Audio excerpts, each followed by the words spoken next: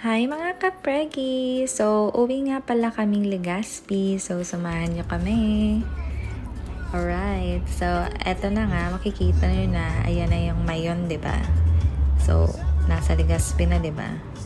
Siyempre, stop over. Gabi na. Dinner time. Gutom na. After that, back on the road na ulit. Grabe, sorry na. Pagbuntis talaga. Gutumin. I'm sorry. Not my problem. May problem. Pasawangan Park pala kami. Night strolling kami after.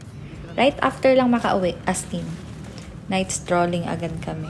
Yan, napasabak ako dyan. Walking day. Go, go, go.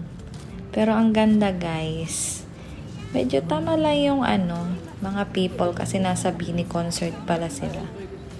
Well, good thing naman. May beach volleyball din pala dyan. Amazing. Walang beach. Pero may sand. Basta, yun na yun. Tapos, ano pa bang meron dito nga? Yan. May pwedeng hula. Patatu. Boy stops. Girl stops.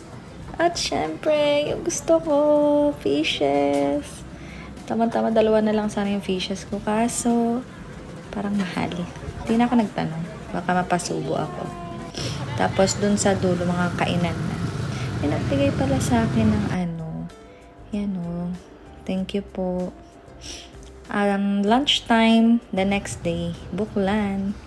And, talaga yung pinunta namin Char.